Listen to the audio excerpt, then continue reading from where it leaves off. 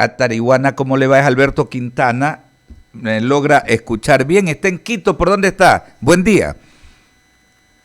Muy buenos días, Alberto, Mauricio, Ivonne, Wendy. Sí, una mañana soleada en la capital de la República, una semana llena de tensión, de conflicto, pero ahí estamos, junto al pueblo siempre. Sí, oiga Giovanni, soleada la mañana, amanece soleado Quito. Sí, han sido 2 días seguidos donde el sol brilla, eso da esperanza al pueblo ecuatoriano y bueno, estamos aquí. Oiga, a ver, tal vez vamos a cambiar un poquito la mecánica, o lo que tenemos previsto arrancar, porque amerita, ¿no? Justamente el país está abocado a estos temas de inseguridad, y esto justamente ha sido materia del trabajo periodístico nuestro, incluso desde inicios de año, ¿no? Ver cómo recrudecían, y nosotros hemos venido anotando que incluso tal vez las autoridades del anterior gobierno nunca quisieron apuntar o enfrentar el tema como debía de enfrentarse. Estamos precisamente abocados a la operación de organizaciones vinculadas al crimen transnacional organizado. Definitivamente es algo que nadie, creo yo, puede pues soslayar. Y bajo ese contexto, pues ayer se decretaba este estado de excepción. Me gustaría conocer exactamente su opinión con respecto a esta decisión gubernamental, ¿no? Ya hemos dado cuenta extensamente, ¿no? Desde que arrancamos esta jornada, en qué consiste, cuál es la intencionalidad, pero por supuesto nos gustaría tener su punto de vista. Bueno, todos los ecuatorianos y ecuatorianas sentimos la inseguridad como un problema que afecta la vida de nuestras familias. Hay el temor en las pequeñas y grandes ciudades de ser asaltados, de concurrir a sitios de restaurantes, de negocios y ser víctimas, como lamentablemente ocurrió con este niño en la ciudad de Guayaquil. Por supuesto, nos mantiene en zozobra. Es evidente que los índices de criminalidad, los sicariatos se van haciendo algo cotidiano y no debe pasar aquello. Por supuesto, hay causas estructurales que tienen que ver con el aumento de la pobreza, con la falta de oportunidades, con la ausencia de una política de rehabilitación por parte del Estado ecuatoriano, que evidentemente. Hay este otro componente que a todos nos tiene efectivamente ubicados, que es este asunto del crimen organizado a nivel internacional, particularmente el tema del narcotráfico. Vemos lo que pasa en las prisiones. Pero la respuesta que debe dar el Estado debe ser de manera también integral, estructural. No se resuelven los problemas simplemente con estados de emergencia bastante sospechosos, porque coinciden precisamente con el anuncio de movilizaciones. Yo simplemente dejo planteado que el tema de militarizar la sociedad, no siempre, o digamos en la mayoría de casos, veamos Colombia, veamos México, han significado echar abajo efectivamente ese crimen organizado. La guerra que el gobierno mexicano ha llevado por una década contra el narcotráfico en ese país hermano ha significado no que termine el narcotráfico, ha significado realmente cientos de miles de fallecidos en una guerra en la cual el Estado mexicano ha perdido. Lo que necesitamos una respuesta integral, reitero, que tiene que ver con el desarrollo económico, con el desarrollo de educación y que tiene que ver, por cierto, con el fortalecimiento de la Policía Nacional. Los militares no están formados para profesionalmente para combatir el crimen, están formados para matar, para enfrentar la guerra. La Convención Interamericana de Derechos Humanos ha sido claro, incluso en el año 97 señaló al Ecuador sobre el peligro de utilizar a las Fuerzas Armadas como un elemento supuestamente de control de la delincuencia. La labor que va a plantear el estado de emergencia para las Fuerzas Armadas habla del control de armas, ¿no es cierto?, como aspecto fundamental. Es algo que muy bien puede hacer efectivamente la Policía Nacional si tiene el apoyo precisamente del gobierno nacional. Ahora, en esa atención integral, ¿no? En la integralidad, totalmente de acuerdo. Es que precisamente no por buscar estos mecanismos, blindar nuestras fronteras, porque es esto de la operación narcoactiva, vemos que ha sido pues justamente consecuencia de también pues dejar espacios precisamente para que sea vulnerada nuestra soberanía, para que esta gente utilice el territorio nacional primero como paso de tránsito y ahora como lugares prácticamente de operatividad de estas organizaciones. Pero esa integralidad, ¿no cree usted que las organizaciones políticas también fuera del gobierno no le están dejando el espacio para ir a lo otro? Porque lo otro, yo me imagino que vamos a coincidir, es el hecho de ir generando más fuentes de empleo, ir creando condiciones equitativas en lo que tiene que ver con la atención a los distintos segmentos poblacionales. Pero ¿no cree usted que también mientras un mandatario está precisamente enfrentándose a esto, que es algo terrible? O sea, yo creo que a veces no terminamos de dimensionar el peligro que acarrea justamente la operación de estos grupos narcodelictivos que prácticamente quieren arrodillar a la sociedad, arrodillar al Estado. Que también hay que brindarle un espacio para que el gobierno vaya pudiendo generar justamente esas medidas que usted llama integrales y con las cuales yo concuerdo totalmente parte de la solución al problema social. Alberto, hay medidas que el gobierno debía haber tomado desde su inicio. Recuerda que el primer día que asumió Guillermo Lasso habló de haber instalado el Comité de Seguridad a las 9 de la noche del 24 de mayo. Y se plantaron una serie de medidas que ahora vemos han sido por lo menos insuficientes o no las conocemos cómo se aplicaron. Hay temas que tienen que ver no con reformas legales, sino con decisión política. El poder del narcotráfico y del crimen organizado está en que ha penetrado niveles altos del Estado ecuatoriano. Cuando hablamos del control aéreo, por ejemplo, no solamente es la ausencia de radares, es el tema de cómo la aviación civil, la Dirección de Aviación Civil, en gobiernos pasados, y habría que ver en este, estaba al servicio del narcotráfico. ¿Cómo es que a más altos niveles de la Dirección de Cárceles, del Ministerio de Gobierno, se permite los abusos que tienen algunos sectores de los privados de libertad en las cárceles? Eso es paciencia de altos mandos. El gobierno podría haber tomado varias medidas que tienen que ver con la depuración. Cuando el señor Cobo, hoy miembro de la inteligencia del Estado, asumió la dirección de las prisiones en la crisis hace 3 meses, se habló de invertir 75 millones de dólares para medidas emergentes en lo que tiene que ver con el hacinamiento, con el tema de las prisiones, ¿no es cierto? Y tuvo que haber esa masacre que a todos nos conmovió para que el gobierno reconozca que no había invertido un solo centavo. Entonces, evidentemente hace falta capacidad, decisión política para enfrentar el problema. En el otro, el tema estructural, nosotros estamos de acuerdo en que es poco tiempo para exigirle todos los resultados al presidente de la República. Sin embargo, Alberto, 5 meses que estamos ya cumpliendo, vamos a cumplir de gobierno, es un tiempo suficiente para ubicar cuál es el rumbo del gobierno. ¿Para quién gobierna Guillermo Lasso? Y entonces vemos que la política económica, el cumplimiento de las ofertas de campaña, no van en la dirección de resolver los problemas que tiene la población, las familias ecuatorianas. Al contrario, es mantener un esquema que es el mismo esquema de Lenin Moreno. Por ejemplo, subir mes a mes el precio de los combustibles efectivamente golpea la economía de las familias ecuatorianas, no crea empleo. Nos anuncian una mega ley que quiso meterse por la tranquera de manera inconstitucional con un proyecto de 3 materias y por eso fue rechazado. Pero con cosas tan absurdas como decir que el empleado que es despedido de manera, digamos, sin debido proceso, tiene que indemnizar al empleador, para poner solamente un caso. Que tenía disposiciones, vamos a ver si insisten aquellas, por ejemplo, de plantearnos un nuevo perdón a los grandes evasores y deudores del Servicio de Rentas Internas. Ustedes recuerdan, en el 2018 le perdonaron $1.000 millones de dólares, no al pueblo que no puede pagar las deudas, le perdonaron a los banqueros, a los grandes empresarios, y hoy insisten. Entonces son unas políticas que no resuelven los problemas de la gente, que al contrario empeoran las condiciones de vida, y por eso el pueblo, el día de ayer ha habido una movilización en varias provincias del país, donde distintos sectores, agricultores, maestros, pescadores en Manabí, productores de papa en el Carchi, transportistas, han sabido manifestar efectivamente su descontento y a reclamar del gobierno rectificaciones en toda su política económica.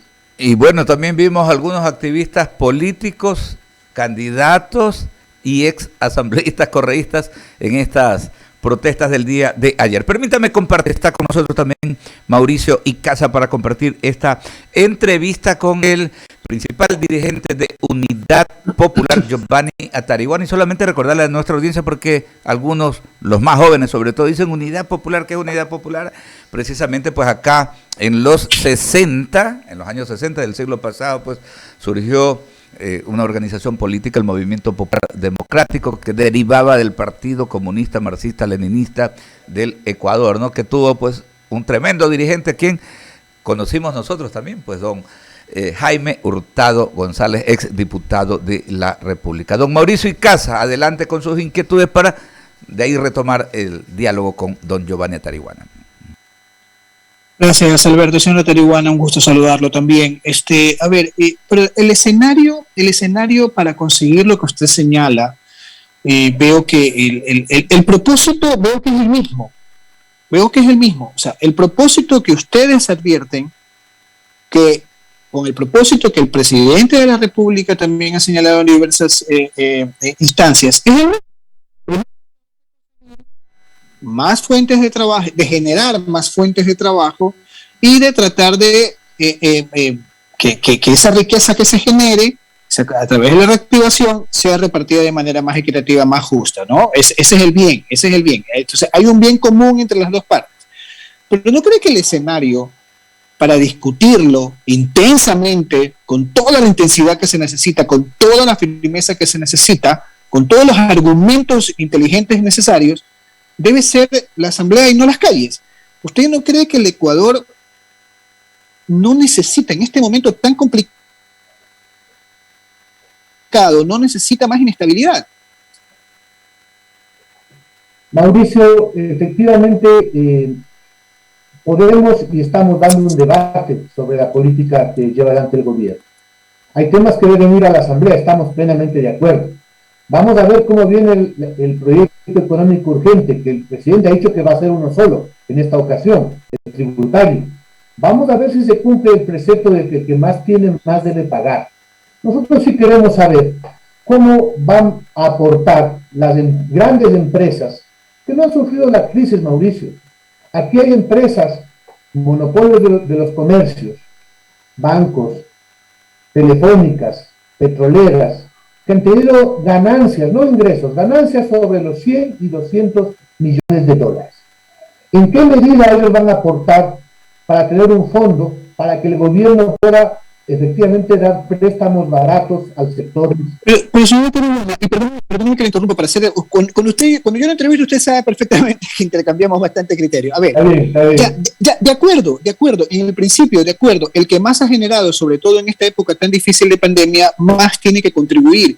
Pero si no viene en el proyecto de ley, pues ustedes tienen brazos ejecutores políticos dentro de la Asamblea para proponerlo e incluirlo. Si el tema es ese, ¿no? El tema es que todo proyecto de ley es perfectible y ustedes están ahí con un número importante de asambleístas, con un número muy importante de asambleístas, que bien puede decir, a ver, señores, no, la cosa no debe ir por aquí, la cosa debe ir por acá, incluyamos esto y toda la cuestión, y esa es la simbiosis que tiene que ver entre dos poderes muy importantes como son el Ejecutivo y el Legislativo, señor Atariguana.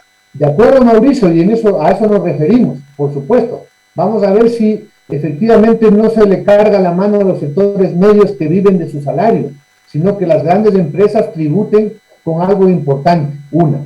Dos, vamos a ver si insiste en todo un capítulo que estaba en el proyecto original, que lo que intenta es blanquear a quienes tienen sus fortunas en los paraísos fiscales, con disposiciones tan absurdas que se les va a pedir simplemente una declaración juramentada, se les va a cobrar un 5% y se les va a perdonar toda la evasión de impuestos. Vamos a ver si eso ocurre y va a haber un debate, por supuesto, en la Asamblea.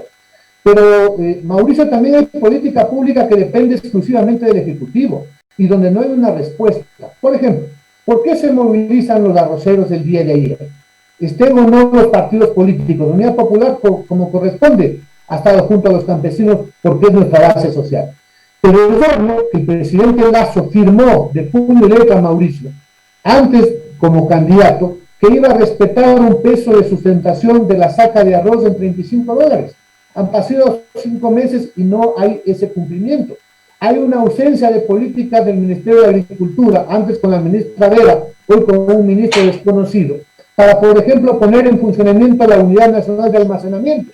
No hay crédito para los agricultores. ¿Por qué salen los pescadores, Mauricio, el día de ayer en Manta, en la provincia de Manabí, los artesanales? Porque están pagando un diésel de 1.65 dólares, 69 dólares el galón, mientras la flota atunera y los grandes camaroneros están recibiendo ellos sí subsidio de 90 centavos. Ese es el punto. Ese es el punto, señora Tarihuana. Correctísimo. Usted me acaba de dar en el clavo. A ver, sí, efectivamente, no es justo, no es correcto que aquellas empresas grandes, importantes, puedan tener el subsidio. El subsidio tiene que ir para la persona que realmente lo necesita. Para ese pescador artesanal que tiene que debatirse día a día, metiéndose en alta mar, para poder conseguir unos cuantos pescados que permitan el sustento diario de su familia. A él tiene que ir el subsidio. Entonces, ¿por qué no pensar? Ojo, y esto de aquí se puede traspolar a diversos ejemplos. Por ejemplo, y siempre me pongo de ejemplo, Mauricio Icaza no gana fortunas ni nada por el estilo, pero yo no tengo por qué recibir subsidio del Estado.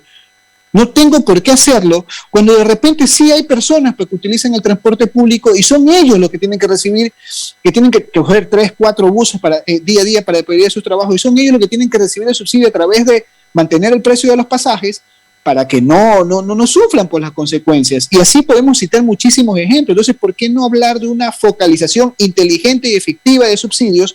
Porque también no podrá negar, señora Tarihuana, que ese subsidio está yendo, como bien señala usted, a personas que no lo necesitan, pero también alimentar el narcotráfico, pues, y el contrabando. A ver, Mauricio, el tema de los pescadores. Esa es una decisión que el día de hoy podría haber puesto el presidente de la República un decreto para que no se mantenga el subsidio. Eso no se requiere ningún estudio. ¿Cómo así la flota atunera ecuatoriana, que es muy poderosa económicamente, tiene un diésel de 90 centavos? ¿No es cierto? Pero a los pescadores durante más de un año se ha ido subiendo mes a mes y estamos prácticamente en unos 70. Y va a continuar el ajuste. En el tema de la gasolina, hoy en la última elevación ya llegamos al precio internacional, Mauricio. Vamos a ver si en noviembre el gobierno mantiene la elevación. No habría razón, ni por costo de producción, ni por comparación con precios internacionales. Tenemos la gasolina de peor calidad y más barata que en Colombia. Ya el tema del contrabando dejó de ser un pretexto para el gobierno nacional. Y lo que ha ocurrido, Mauricio, y por eso la gente está saliendo a las calles, es que la economía popular ha sido afectada en medio del desempleo, en medio de la pobreza. En el caso de Quito, por ejemplo, una ciudad de 3 millones de habitantes, acaba de subir el costo del pasaje a 35 centavos, que no había eso en la capital. Eso afecta a las clases trabajadoras. Por eso es que hay una confluencia de distintos sectores, pescadores, transportistas, agricultores, maestros, indígenas, que hemos dicho basta. Van a plantear el congelamiento del precio de los combustibles. No hay razón técnica, pero sobre todo no hay justicia social en subir mes a mes el precio del diésel y del combustible. ¿Quieren focalizar? Háganlo, pero a partir de congelar lo otro es como el cuento del gallo pelón, Mauricio. Están diciendo que van a estudiar, va a llegar el próximo año y va a seguir subiendo la gasolina. ¿Cuál es el kit del asunto? Es que quieren efectivamente privatizar la importación de combustibles y la distribución de las gasolineras. Y quieren que esas empresas privadas que van a venir al Ecuador tengan una alta rentabilidad.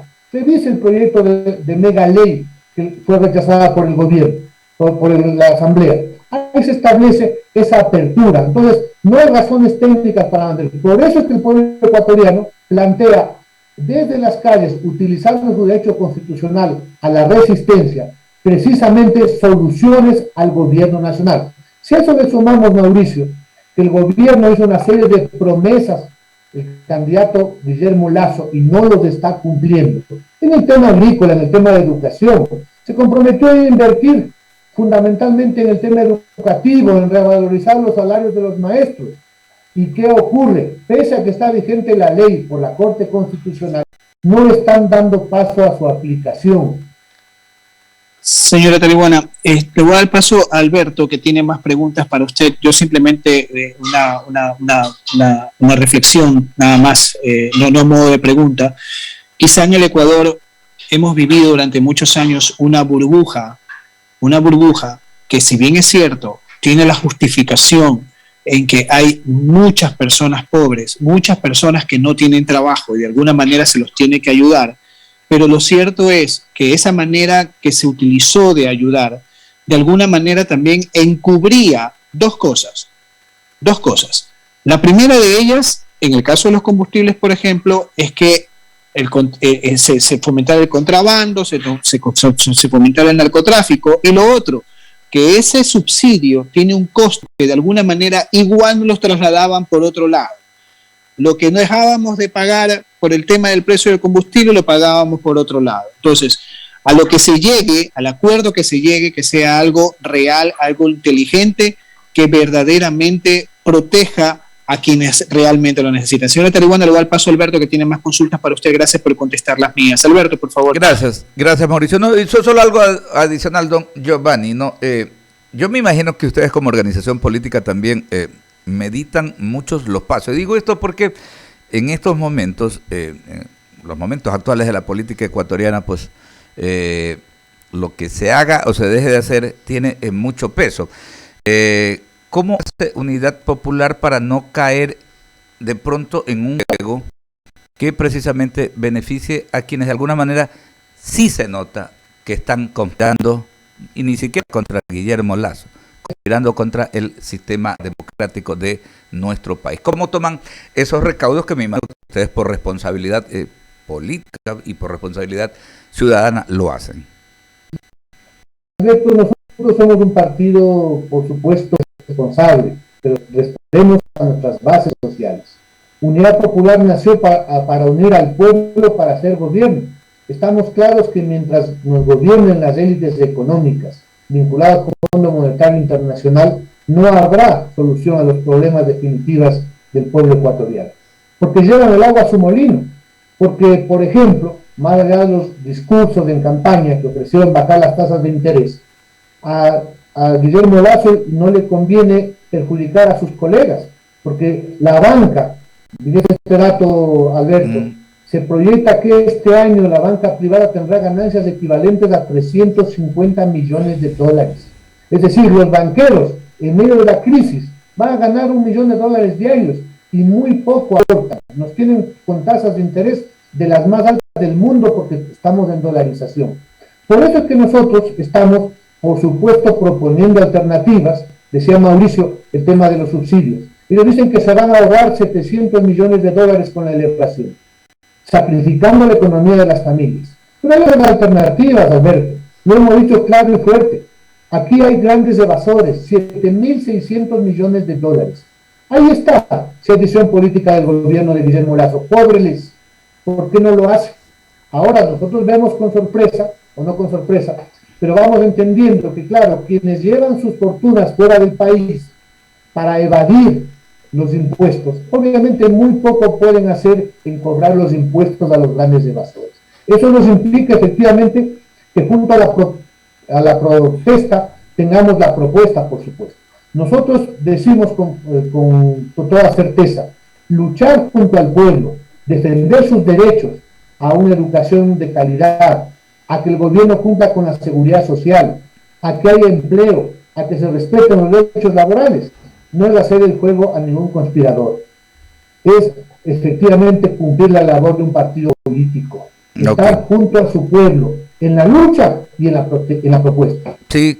Lo importante es eso, no caer en eso, hacerle el juego, porque vemos exactamente que de alguna manera el presidente Lasso está enfrentándose también, aunque parezca mentira, a gente de gran poder económico. O sea, es increíble, puede sonar contradictorio, pero vemos que efectivamente mucha gente que se ve que están pues tocándole el bolsillo también, incluso pues en la propuesta ya lo ha dado a conocer, pues es el hecho de que quienes más tienen, e incluso sacaron pues mayores utilidades durante el tiempo de la pandemia son los que tienen que caerse, no en lo que tiene que ver con el pago de tributos, pero totalmente de acuerdo, también hay una deuda con quienes evaden impuestos, con quienes deben al fisco. A esa gente hay que perseguirla, y hay que decirlo así, hay que perseguirla, pues, y esto tiene que ser de esa manera. 7:28, agradecerle, oiga, cuando esté por Guayaquil venga, lo invitamos a un buen café y a escuchar algunas melodías de Víctor Jara. Me imagino que le gusta la música de Víctor Jara. Yo no sé si usted se ubica en la onda ya más juvenil de J Balvin, qué sé yo, pues.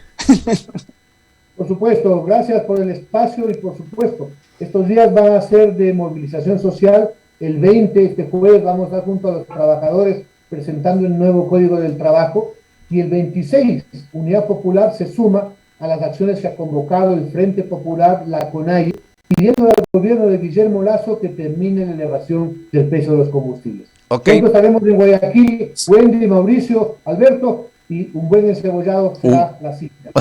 Cuente con ese encebollado. Solo le pido, por favor, tomar los recaudos para que si esta manifestación, esta jornada de manifestación se lleva a cabo, por favor, que sea en santa paz. Y como bien han señalado ustedes, van a manifestarse, no a paralizar. No permitan infiltrados, por favor, que el país ya no aguanta más esa incertidumbre. No otro octubre del 2019 con tanta violencia, por favor. Gracias, señor Tarihuana, y ese encebollado está pendiente. Está pendiente. Agradecerle pues al presidente nacional de Unidad Popular, Giovanni Tarihuana. Esta es la tribuna, ¿no? Que